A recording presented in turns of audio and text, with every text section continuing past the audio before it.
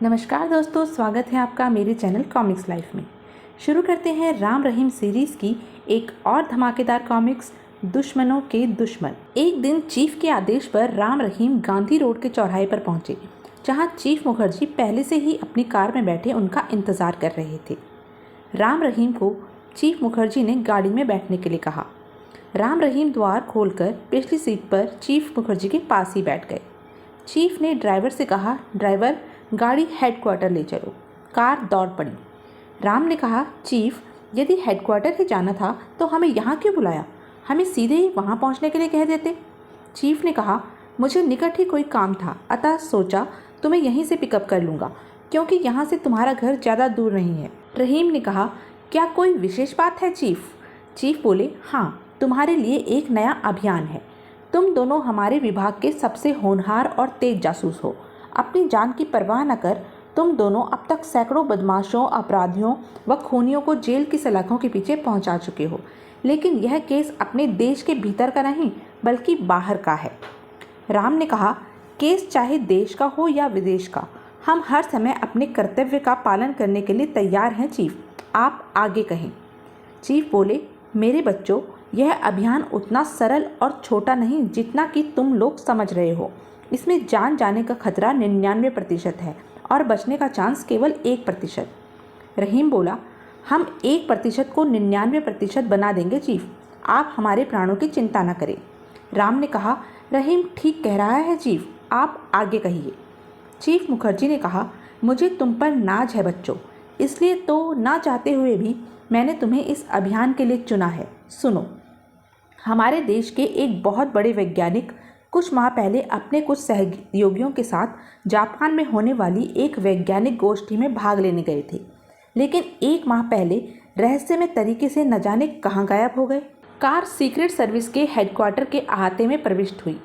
Chief ने कहा, अब उनके सहयोगियों से हमें इस बात का पता चला तो हमारे देश के जासूसों ने तुरंत छानबीन करनी आरंभ कर दी। काफ़ी छानबीन और दौड़ धूप के पश्चात वे यह मालूम करने में सफल हुए हैं कि उनका अपहरण कर उन्हें काले टापू में ले जाया गया है और वे वहां कैद हैं। राम ने कहा, कहीं आप उसी काले टापू का तो जिक्र नहीं कर रहे जो भगोड़े अपराधियों का शरण स्थल अथवा देश है और जिसका शासक एक चीनी भगोड़ा मुजरिम फोमांचू है? चीफ ने कहा, तुम बिल्कुल ठीक समझे राम, वह टापू उसी चीनी मुजरिम फोमांचू द्वारा ही बसाया गया है और वहाँ के रहने वाले व्यक्ति सभी अपराधी हैं। एक बार वहाँ जाने वाला वापस नहीं लौटता और ना ही कोई देश फोमांचू के अंदरूनी मामले में दखल दे सकता है। लिफ्ट ऊपरी मंजिल की ओर चल पड़ी। चीफ मुखर्जी ने कहा, उसकी अपनी सेना और अपना कानून है। उसने बहुत से देशों के ऊंचे ऊंचे वैज्ञानिकों को प्रलोभन देकर अपनी ओर मिला लिया है और अपने टापू को हर प्रकार के वैज्ञानिक उपकरणों से सुसज्जित करने में लगा हुआ है। राम बोला, यह हम भी सुन चुके हैं चीफ। लिफ्ट चौथी मंजिल पर जाकर रुकी और तीनों बाहर निकले। चीफ मुखर्जी ने कहा, अब वर्तमान स्थिति यह है कि उसने विज्ञान में बहुत उन्नति कर ली है और यह उन्नति भयानक अस्त्र शस्त्र बनाने की दिशा में की है। इससे वह विश्व के लिए बहुत बड़ा खतरा बन गया है। विश्व को डर है कि वह किसी भी समय उन घातक हथियारों का प्रयोग अपनी शक्ति प्रदर्शन के लिए उन पर कर सकता है और विनाश मचा सकता है। राम ने कहा, क्या विश्व ने उसे इस दिशा में रोकने के लिए कोई कार्यवाही नहीं की चीफ? चीफ बोले, हर देश से काफ़ी चेष्टा की गई, लेकिन आज तक किसी को सफलता नहीं मिली, क्योंकि फोमांचू ने अपनी टापू की सुरक्षा का काफ़ी ज़बरदस्त प्रबंध किया हुआ है और बगैर उसकी इच्छा के कोई भीतर प्रविष्ट नहीं हो सकता। राम बोला, हमारे देश के वैज्ञानिक का अपहरण करने का उद्देश्य? चीफ ने कहा, इसके अलावा और क्या सोचा जा सकता है कि वह उनसे भी कोई इजाद करवाना चाहता है। वैसे इन दिनों वे किसी तरंगों के प्रयोग में लगे हुए थे, ऐसी तरंगों के प्रयोग में जो बादल की तरह फैलकर किसी भी बाह्य वस्तु को अपने से पार न होने दे। इन तरंगों का महत्व तुम अच्छी तरह समझ सकते हो। राम ने कहा, ओ, तब तो फोमांचू अपने लाभ के लिए इसका बहुत ज़बरदस्त प्रयोग कर सकता है, लेकिन क्या ये संभव है कि वे उसके लिए काम करने के लिए तैयार हो जाएं? चीफ ने कहा, फिलहाल इस संबंध में कुछ नहीं कहा जा सकता।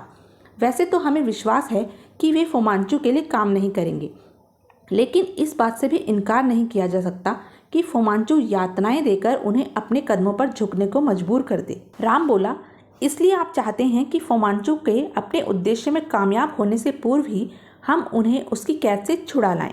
चीफ ने कहा, बिल्कुल ठीक समझे। यही नहीं बल्कि जितना फोमांचू को नुकसान पहुंचा सको पहुंचाना है।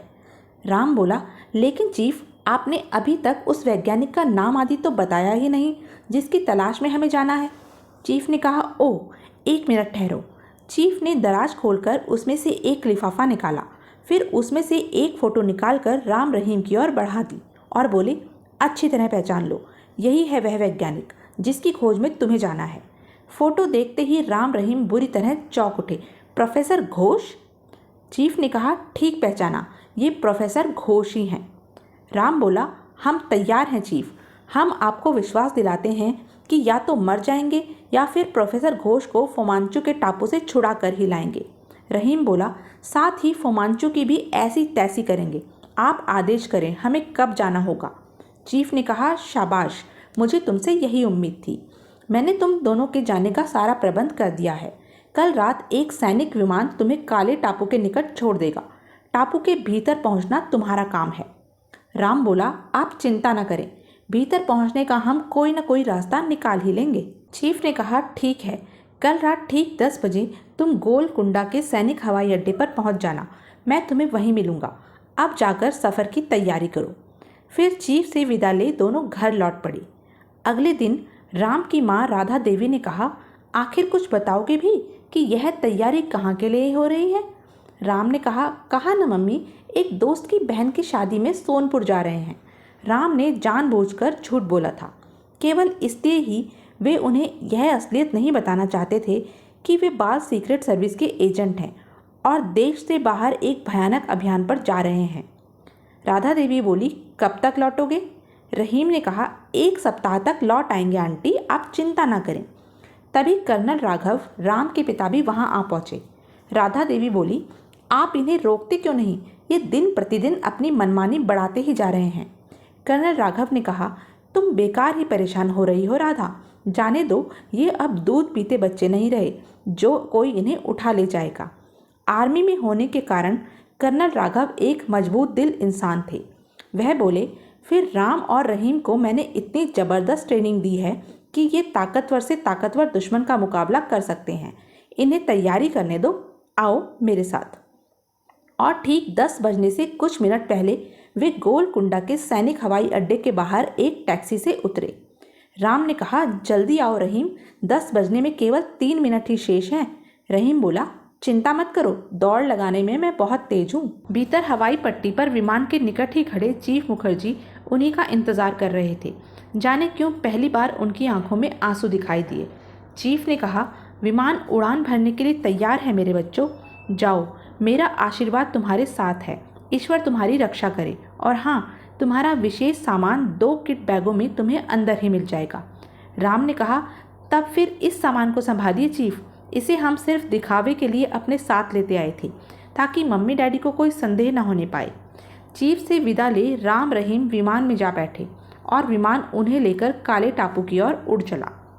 लगभग 3 घंटे की उड़ान के पश्चात विमान चालक ने कहा, तैयार हो जाओ हिंद के बेटो, काला टापू आ गया है, तुम्हें हवाई छतरी द्वारा नीचे कूदना है।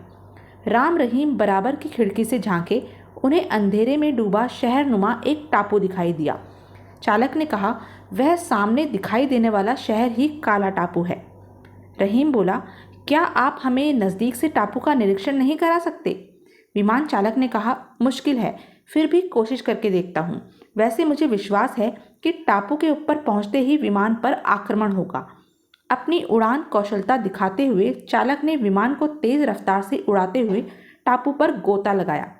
राम ने कहा, यह तो बिल्कुल किसी बड़े शहर के समान है। इधर काले टापू पर बनी एक विशाल इमारत के कंट्रोल रूम में बैठे एक सैनिक मिस्टर जॉन ने कहा, मिस्टर माइक, तुरंत कर्नल डॉन से संपर्क करो, एक विमान हमारे टापू की ओर आ रहा है।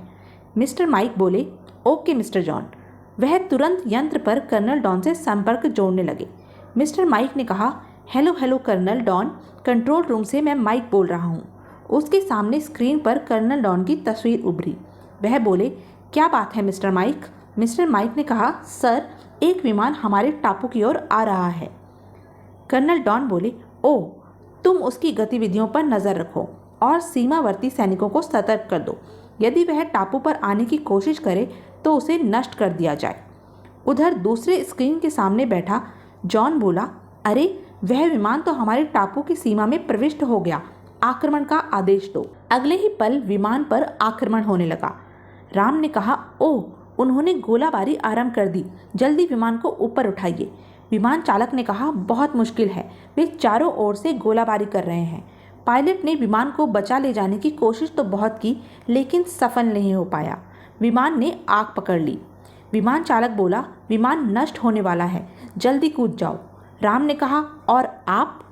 पायलट ने कहा, उफ, मेरी चिंता मत करो, जल्दी कूदो, विमान में किसी समय भी विस्फोट हो सकता है। रहीम बोला, क्षमा करना पायलट अंकल, हमारी वजह से आप खतरे में फंस गए। और फिर अगले ही पल दोनों विमान से कूद गए। एक बार तो किसी तीर के समान उनका शरीर धरती की ओर बढ़ा और लगा जैसे धरती से टकराकर उनका शरीर खील खील हो जाएगा। लेकिन तभी एक झटके के साथ उनकी पीठ पर बंधी हवाई छतरी खुल गई। रहीम ने कहा, शुक्र है छतरी ने धोखा नहीं दिया। उधर जलता विमान धरती से जा टकराया। राम बोला, उफ, बेचारे पायलट अंकल अपने कर्तव्य पर कुर्बान हो गए। राम रहीम सकुशल धरती पर पहुंच गए। राम ने कहा, रहीम, जल्दी से छतरी को अपने से अलग करो। दोनों ने अपने आप को छतरियों से अलग किया और उन्हें लपेटकर निकट की झाड़ियों में छिपा दिया। राम बोला, यदि सैनिकों ने हमें विमान से कूदते देख लिया होगा तो वे यहाँ आते ही होंगे। चलो सामने वाली पहाड़ियों की ओर चलें, वहाँ हम आसानी से छुप सकते हैं। राम का संदेह ठीक ही था। कंट्रोल रूम में स्क्रीनों के सामने बैठे सैनिक विमान को नष्ट होते और राम रहीम को छतरियों के सहारे अपने टापू पर उतरते देख चुके थे। मिस्टर जॉन ने कहा, मिस्टर माइक, कर्नल डॉन को सूचित करो कि 2 व्यक्ति उत्तरी क्षेत्र में कहीं उतरे हैं, लेकिन हम उनकी पोजीशन देख नहीं पा रहे। मिस्टर माइक ने कहा, अभी करता हूँ। तो यह थी अब तक की कहानी। आगे की कहानी जानने के लिए बने रहें मेरे साथ। और हाँ, मेरे चैनल को लाइक, शेयर और सब्सक्राइब करना ना भूलें। धन्यवाद।